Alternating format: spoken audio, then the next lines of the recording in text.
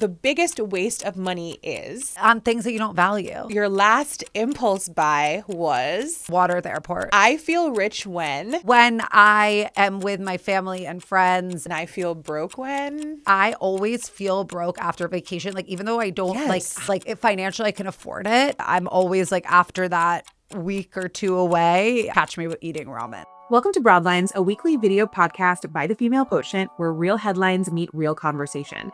I'm Rae Williams, writing solo today. I'm an entertainment, lifestyle, and culture journalist. And today I'm talking about a topic that is always on the tips of our tongues. And of course, it's money. So if you've ever wished that your smartest and most financially savvy friend, I know who mine is, but if you wish that she would just sit down with you and tell you everything you want to know about investing and finances, that's exactly what our guest Haley Sachs built a career on. She goes by Mrs. Dow Jones on social media, and she's helped more than 2 million people get fluent in money. Fortune named her to the 40 under 40 in 2020. Adweek called her the creator of the year in 2022, and the Wall Street Journal called her the financial guru millennials actually listen to. She hosts the Financial Tea podcast on Sony Music, and today, literally today, May 12th, her debut book, Future Rich Person, The New Rules for Building Wealth, is out in the world. So please welcome to Broadlines, Haley Sachs. I can't believe it's Pub Day. This is not an easy thing that you've done. It is not. I know this for a fact. I've written a book and it is terrifying. And then launch day, you're like, thank you so much. And I'm so excited to be here. So let's get right into it. I'm going to ask you what the biggest lie is you have been told about money, just to start off the rip. I think the biggest lie that I've been told, and most women have been told, is that it's greedy to want money. And that we should be passive about it, and that it is something that is sort of unfeminine to take control of and talk about and control. Yeah. And I see that. And in fact, there's a lot of conversation, I feel like, online about that recently, about the fact that like you can be unapologetic about making money and going for money and also now investing money. So I think that's really interesting, because I think that is one of the biggest lies we've been told. And then you have this podcast, which is called Financial Tea. And the premise is essentially that here's a tea that rich people already know, but that nobody's spilling. What is the most surprising thing that you've learned about what wealthy people actually do with their money that the rest of us aren't doing? I think with the wealthy people that I've sat down with for the podcast, the biggest thing that I see is just an optimization. And look, that's why I wrote Future Rich Person, The New Rules of Building Wealth, because the system was created for the people that it serves.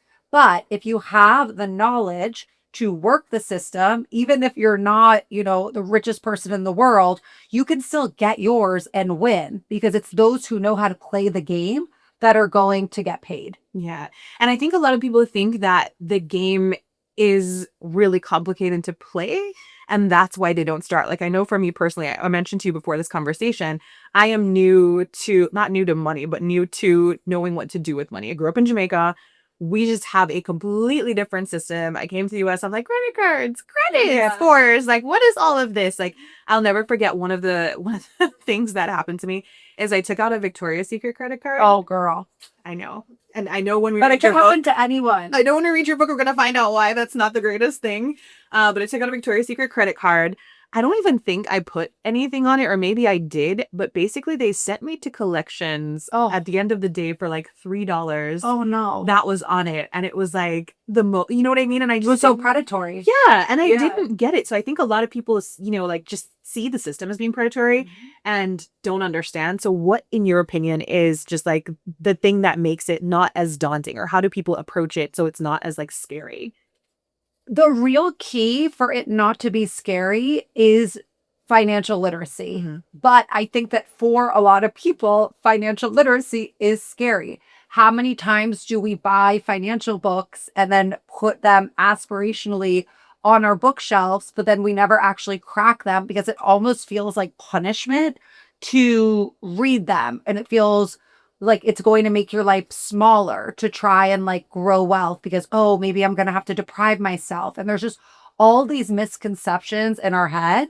And that's why it was so important for me to write this book, because it's actually fun to read. Like, it's like, it is. I've been skimming through it. I'm just like, oh, wait. Yeah. You make it like you have a lot of like acronyms in there. You have like a lot of like references that I really pop love. culture references, so many real life stories of mine and of people in my audience. Like, this is financial tea. Like, it's so juicy. So it's like you're getting the brownie with spinach in it, but it's just so important to have that base of financial literacy, because that's how you can win the system. Like, you won't be in that position where you're at Victoria's Secret and the sales associate is saying 40% off. Yeah. Look at this card.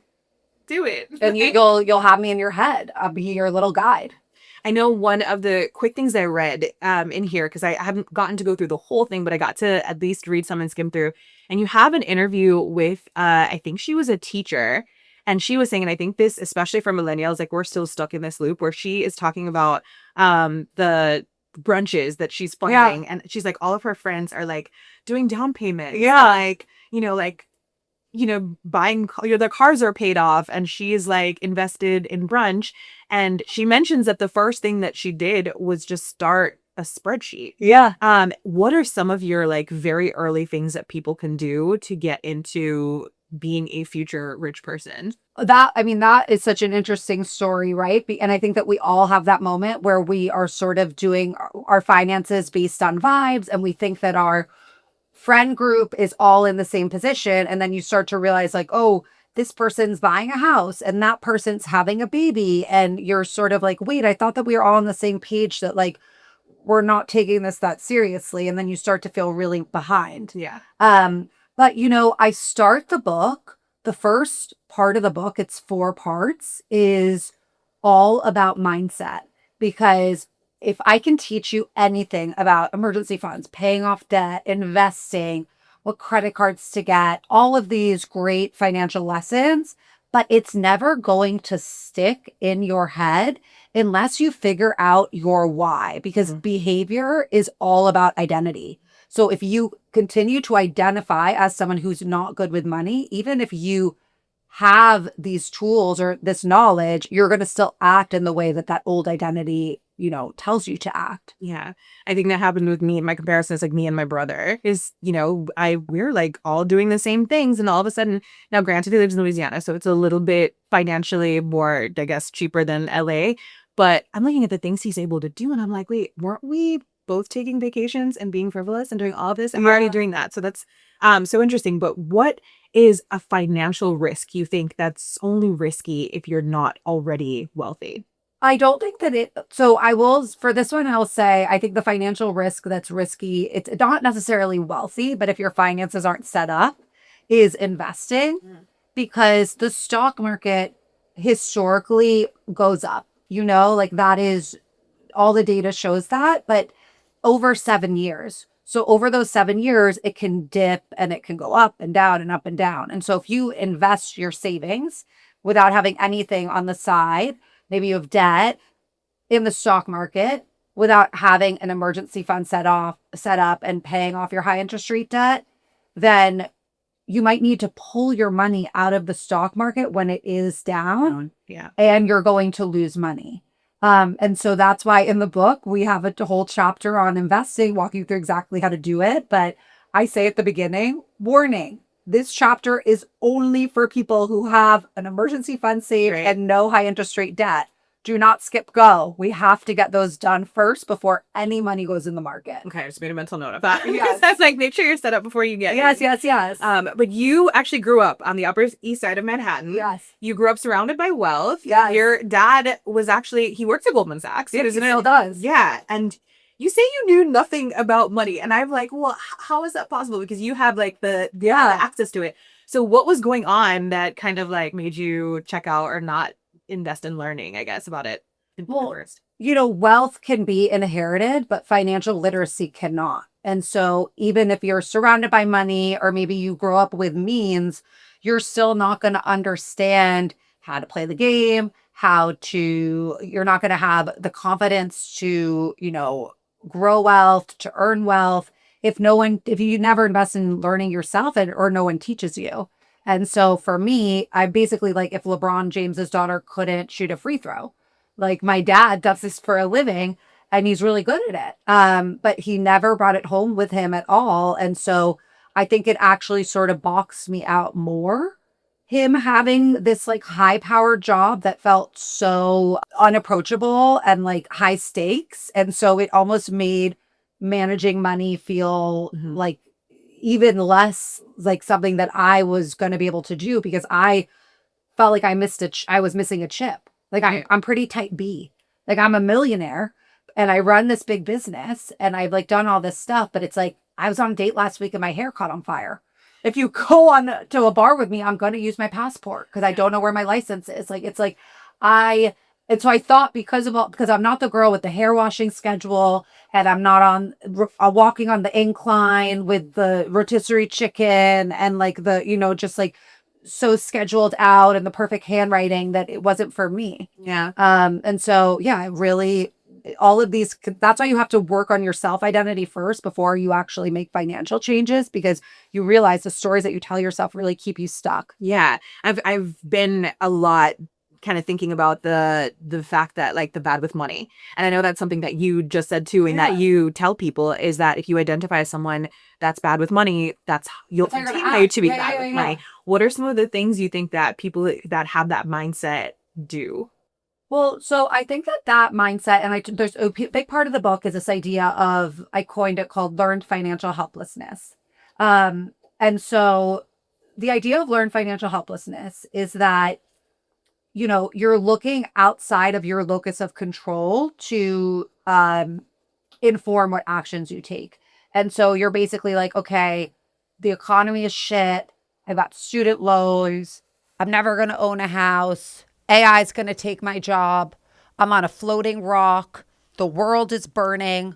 Okay, I'm going to invest in looking rich instead of being rich. Maybe I'm, using buy now, pay later for Coachella, whatever it is. I, am going to quit at work because who cares? Like, this company's not even going to be here soon anyways. I'm not going to invest because like, I'm not, that money when I'm 65 isn't even going to be worth anything. Like, you talk yourself out of all of these things, but future rich people don't fall for learned financial helplessness, and they realize that they do have to start with themselves in order to create change. Yeah.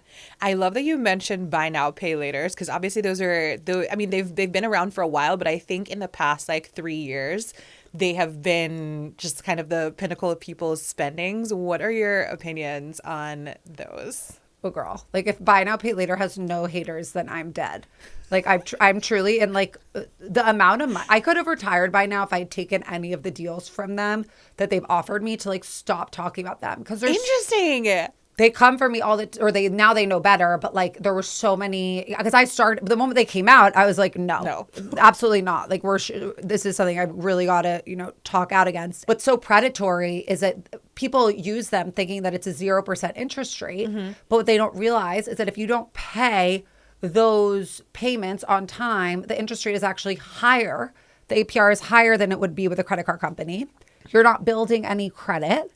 And this whole idea of breaking things down into smaller payments, something that you can't afford, makes it psychologically so much easier to justify it. Oh, I know. Yes. And so then you're taking out loans for things that don't increase in value. Like the best way to leverage debt, which I talk about in the book because rich people love debt, is to use it to buy assets, to use it to buy things that are going to increase in value. But if you're using it to buy like a Reformation dress that you're going to probably bring to Goodwill in 3 years, you're not getting anywhere. Yeah. So, and that is learned financial helplessness too, though, where you're focusing so much on lifestyle instead of life building. And that does keep you stuck. Yeah.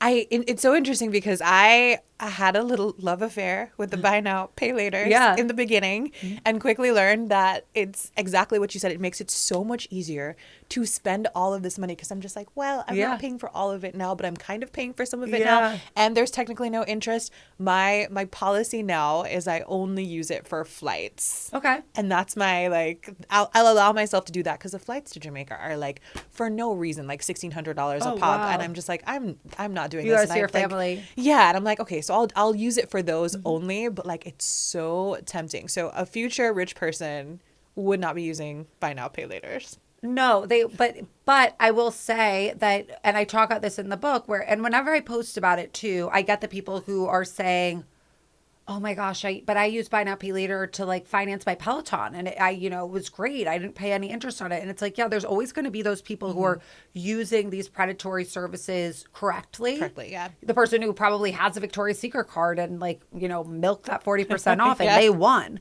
But that takes a lot of strategy. Yeah. For most people, you have to keep it simple and just have systems and automation, and that's how you're going to build wealth. Yeah. And as you talk about systems, one of the things that you tell us that wealthy people do is negotiating everything. So their bills, their subscriptions, insurance rates, and then you have the phrase expense maxing. Yes. So tell us more about what expense maxing is and how you actually use it. Okay, well, obviously we're all obsessed with looks maxing, clavicular. What do the kids say? There's another, aura maxing. Aura maxing, mogging. Like, I'm sure like anyone who's Gen Z is watching us is like, wow, like, those girls are cooked. Cringe. Yeah, cringe. But like, yeah, we're maxing everything. And so the truth is the cost of living has gone up so dramatically since 2020.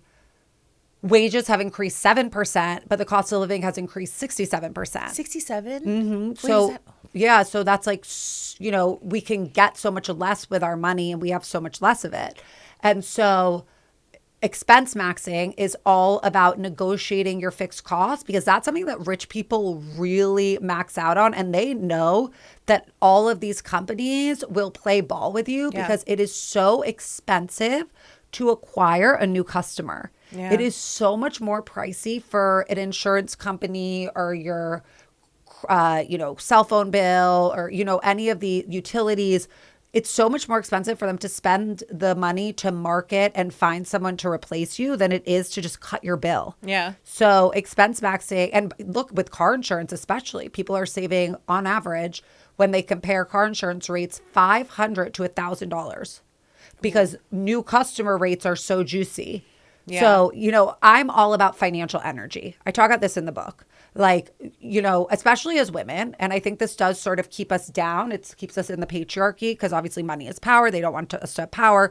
So they've distracted us. They've said, okay, focus on couponing. Focus on not buying the avocado toast, not getting the latte. Or, I talk about in the book, when I first started my financial journey, reading a whole blog post about how bad it was to buy pre-cut vegetables, how I need to, slice my own onion because the pre-cut onions are like $2 more and that's a no-no. Mm-hmm. And it's like, okay, girl, that's not going to move the needle. Yeah. Instead of putting that financial energy towards like, where can I get the lowest loaf of bread? Let's focus on negotiating our fixed costs and negotiating our salaries. Let's focus on, learning how to invest. Let's, focus on increasing our financial literacy. Yeah. Because that is going to move the needle so much farther. It's going to get you in 40 years will have such a bigger impact on your life than like these $5, $10 cuts. Yeah. And I know like sometimes you don't even have to necessarily do that much. I know I had a medical bill the other day. It was with my favorite thing in the world to negotiate. Oh, and I'm going to ask you how to actually like call and do it. Oh, I have a script for you. Oh, tell me. Well, no, like it's in the book, but also like when you buy the book, you get access to all these resources, additional resources. And one of them are the scripts that I use to negotiate fixed expenses and to negotiate medical bills. I'm very good at that. Yeah. Because I call. 80% of medical bills have errors. Simply by asking for an itemized bill, it will usually bring down the cost because they're going to be like, whoopsie, we charged you $300 for one Tylenol. Oh boy. I know that for Cedars, I just went in and I saw the size of the bill and I was like, what the hell? And there was like a button, like just a button that was just like, oh, click if you need like financial help with this. Always and I'm thinking like, and I clicked it. You're good. And I didn't think anything of it. I was like, and then there was like a form that you were supposed to fill out. And I was just like, this is not even going to move the needle. And I didn't even bother. And like, I don't know what happened, but like a week later they were like, oh, bill has been forgiven. You're good. And I'm like, wait, I don't even think I submitted the form right. Like I just scrolled. But I've never tried calling my insurance. So I'm going to do that this afternoon. Oh, call the car insurance for sure. But with the hospital bills, call the hospital. Mm-hmm. ask to speak to someone, and ask for itemized bill, ask for their financial assistance services. Like, you're leaving money on the table if you don't negotiate those hospital bills. I'm definitely going to do that. Because like that one example was like, okay, I need to do this more, but insurance I'm going to do. What else can we do it with? Subscriptions as well? Yeah, subscriptions for sure. Like, whenever I cancel whenever you say that you're going to cancel a subscription, they're like, wait, what if we gave you 4 months at like 50% off? Like, it's, and this is that's expense maxing. Yeah. Where you've got to be, mogging nonstop for those lower prices, because that's also going to move the needle so much more than that avocado toast. Yeah. Like, saving $500 to $1,000 on your car insurance. I was thinking about this with gas when gas was so expensive. At first, all the advice, like, I wanted to give advice about, oh, here's how to find the gas station that's cheapest for you. And it's like maybe going to save someone, $10 at the pump, which, great, $10 is a lot of money, but that doesn't really help you that much. So I was like, wait, what could actually help people? And it's like, no, we got to think bigger. Yeah. We got to be strategic. It's about being smart and not, going to Erewhon for everything so that you're, you got to go to the grocery stores that are well priced and all those things. But, it really is about focusing your financial energy on the things that are actually going to get you the biggest ROI, because you don't have an infinite amount of it. Yeah. There's only so much energy that you can put towards your finances every day. You have a full life. Yeah. So do I.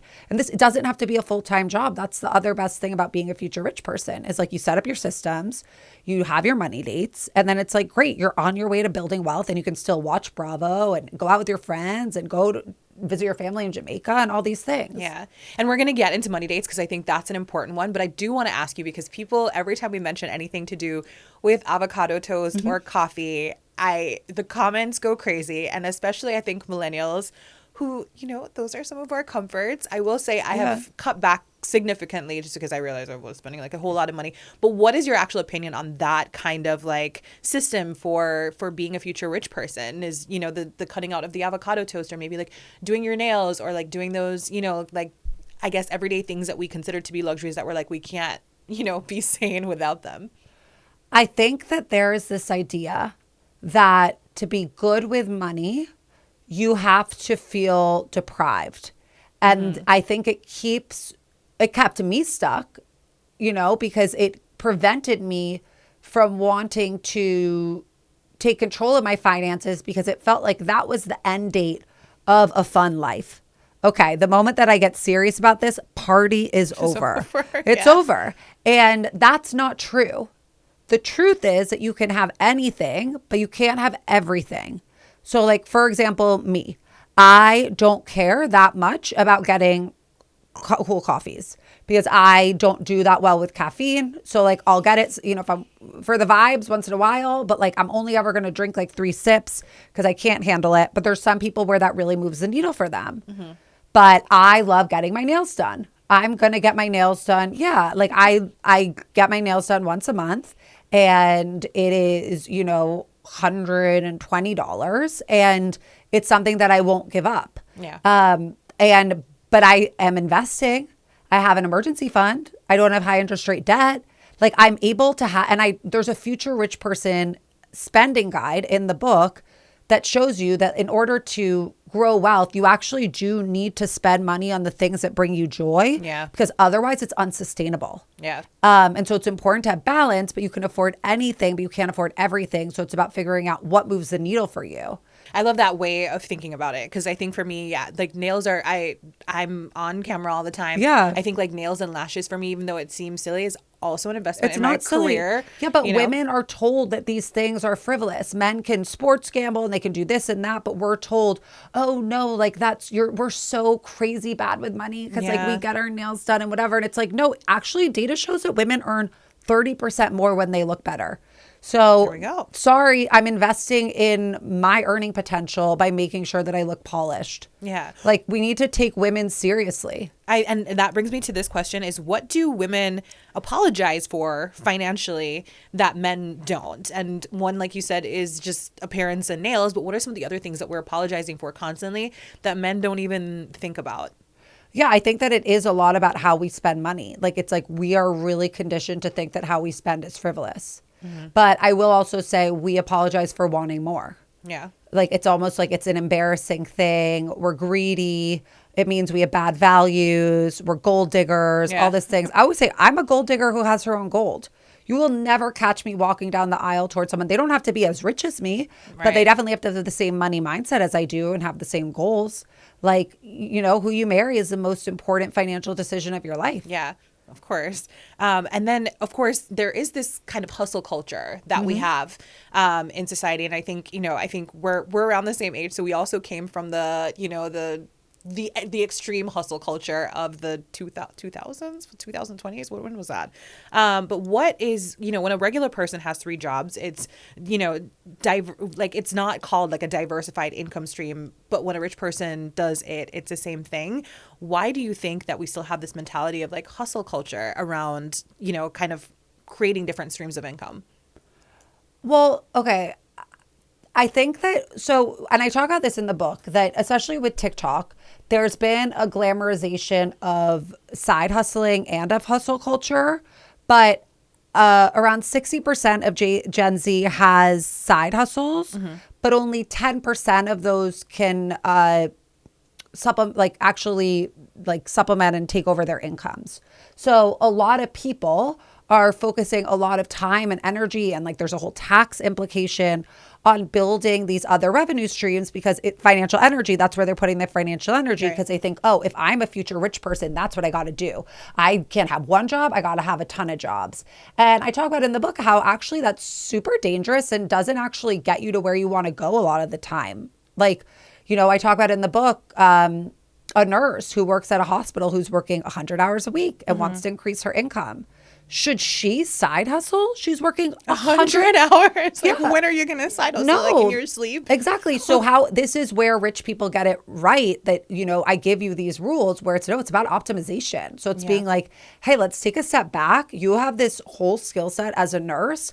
Could you work as a private nurse instead?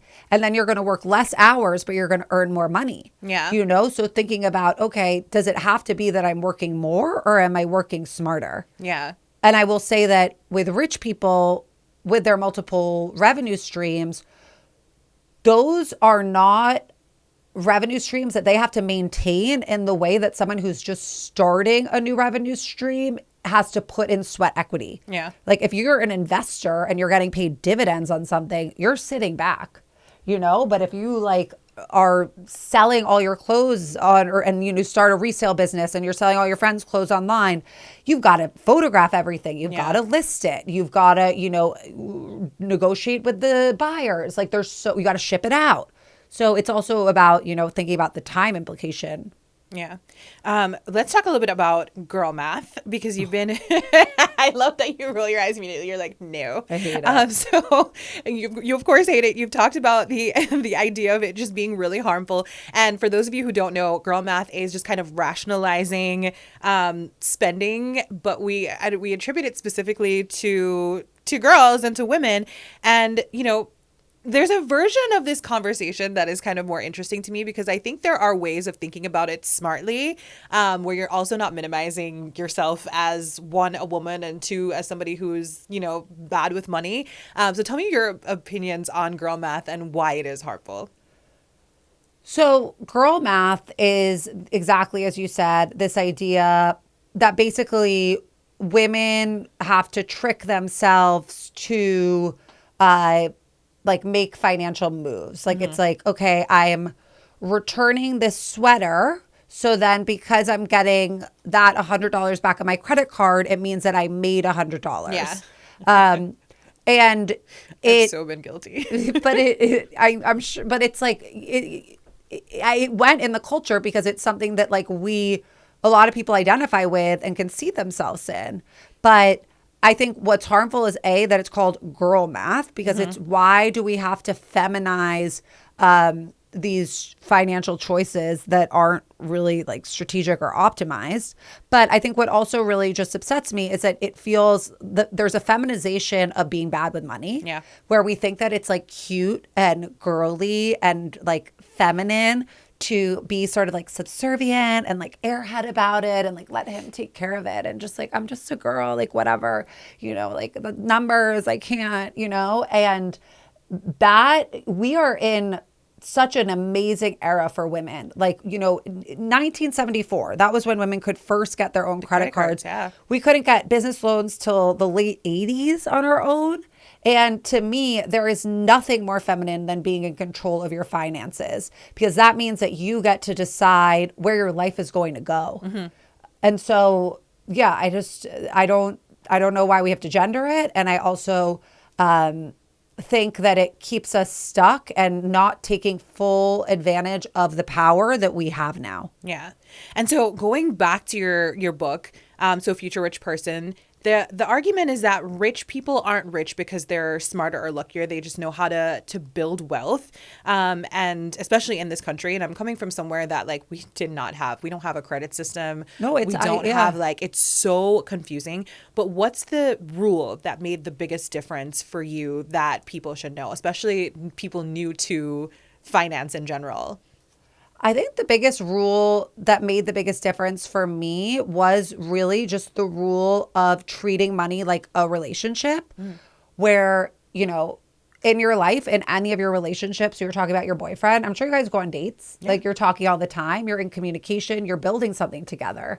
And for many people with their finances, it's a vibe-based thing. They're not paying attention to it. They don't have a relationship with it. And so what you don't track and measure will never grow. And what you don't put energy into is never going to, progress. Yeah. And so that, I think, is a game-changing rule that can work for anyone, no matter where they're at in their financial journey. And I talk you through exactly how to have a money date in the book. But just having that set time every month to spend time with your finances and revisit your goals, you have to treat your financial life and your relationship to your money like a business that you're the CEO of. Yeah. Because you're in control of this. There's no reason that you can't win. There's a million reasons that people tell you can't win, but really, like, the ones who are going to are the ones who ignore that and do it anyways. Yeah. It's not complicated. It's like 7th grade math, And also, you might never want to do a money date, but you have to do it anyways. You might come into this whole financial game with so much fear and so much shit from your childhood. Our money relationships are set by the time we're 7 years old. But again, the ones who win are going to be the ones who do it anyways. Yeah. Don't let yourself talk yourself out of it. What does your money date look like? And for people that are going to start a money date for the first time, what does it look like for you? Are you making it cute? Are you just getting down to it and doing it? How are we doing this? So I do my money date for the last 8 years on the last Sunday of every month. And I always say I will only move it for a funeral or if Taylor Swift wants to hang out. Okay. And fair. I never want to do it. So you still don't want to do it? No. So it's, there's like this whole idea of, oh my God, habits. If you do something for 21 days, you're going to, magically become a new person who loves that habit. I don't really believe in that.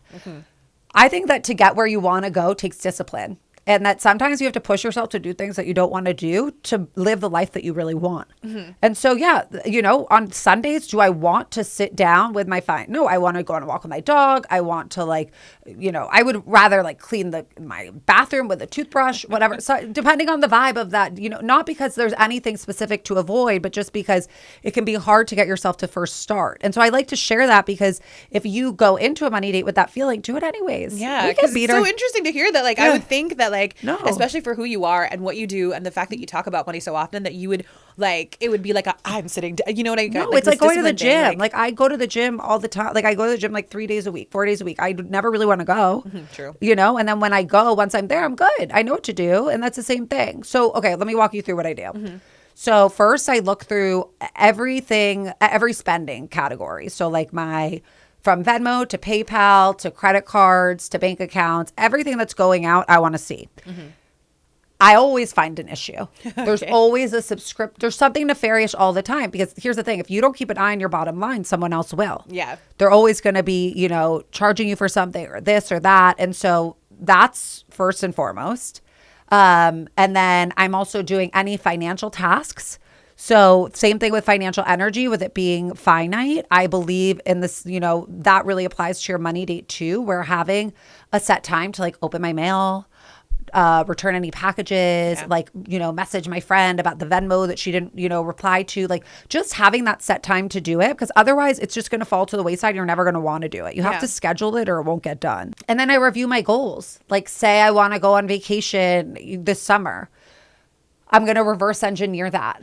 And I'm going to, create some sort of strategy around how I can get there. Yeah. And so that then I go into my next month, I know where I'm starting from. I check my investments. I know what progress I've made.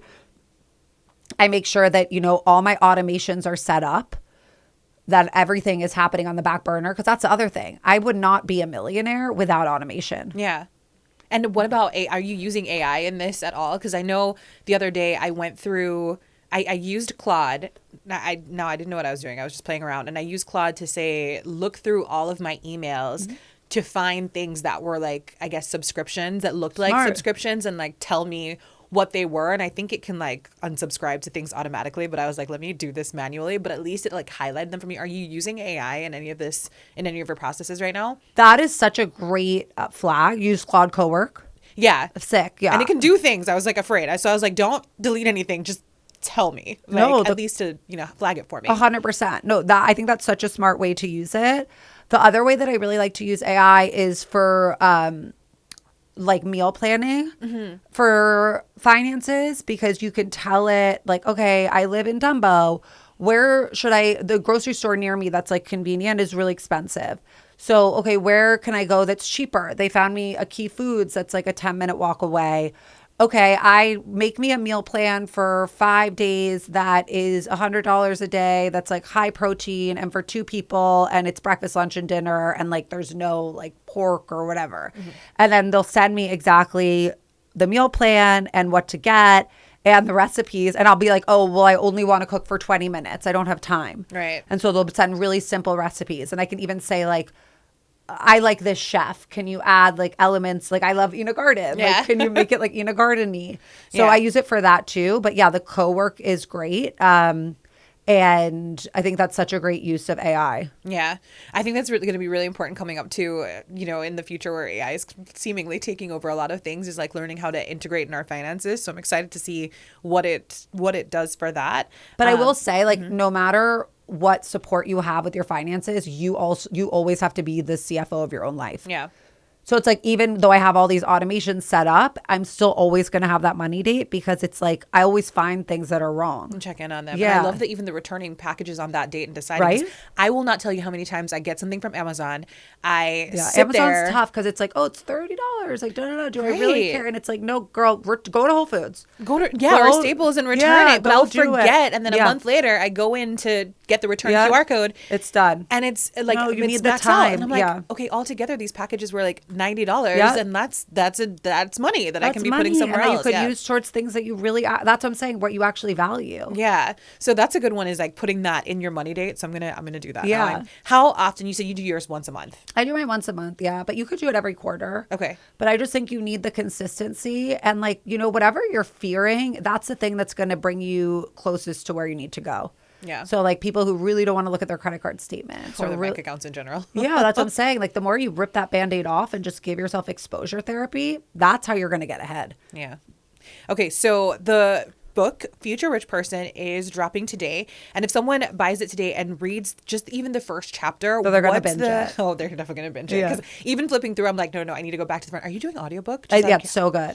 Yeah, the audio's out. Yeah, I read the whole thing. Okay, awesome. And I ripped through it. They were like, whoa, we've never seen someone go, because I was like, these words, I'm like literally Natasha Bedingfield when I read it. I'm like, oh yeah, like I love it so much. I love it's that. such a good book. Yeah, so I like reread it. You have options. You have options. And the audiobook comes with like this fat PDF. Okay, cool. With like all the extra stuff, because at the end of each chapter, what's really cool when you got the physical book is it has a checklist, which is so helpful, because I feel like it's like you really want to know, like, okay, am I doing?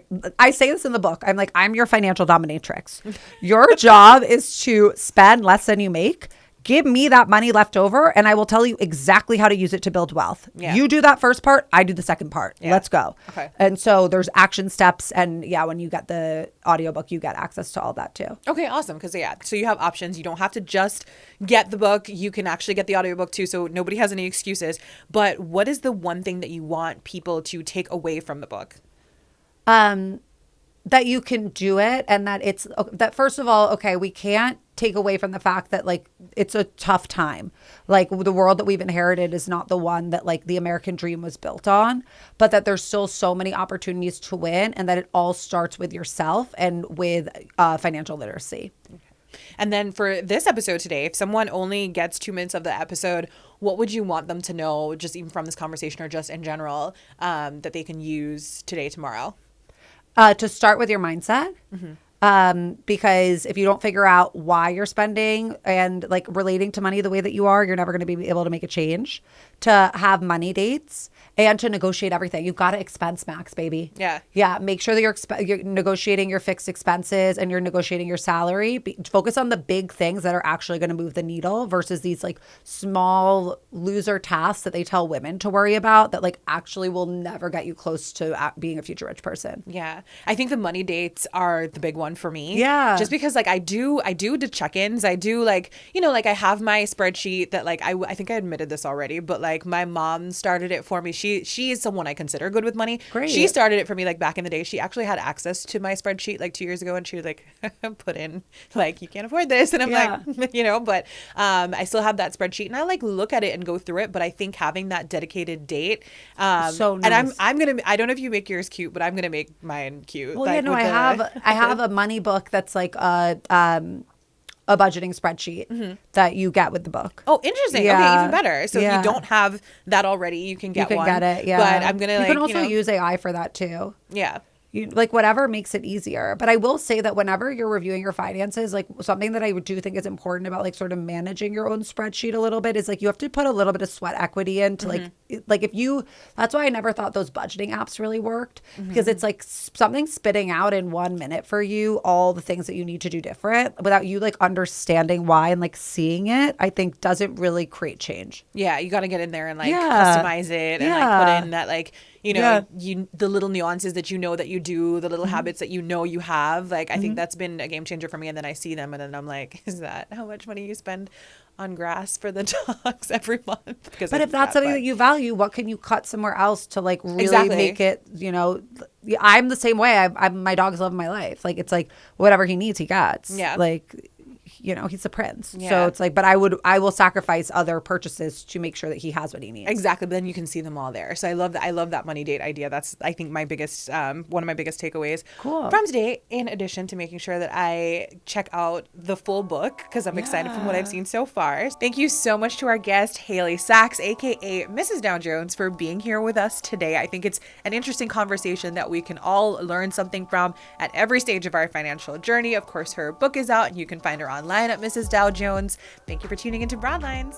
Thanks for tuning into this week's episode of Broadlines, a production of the Female Quotient, filmed in Los Angeles. If you like this episode, and I know you did, make sure to rate, review, and subscribe. If you have a question, maybe a work question, or you have an idea for an episode, DM us at Female Quotient or leave a comment to get the conversation started. Hit that follow button while you're there. See you next week.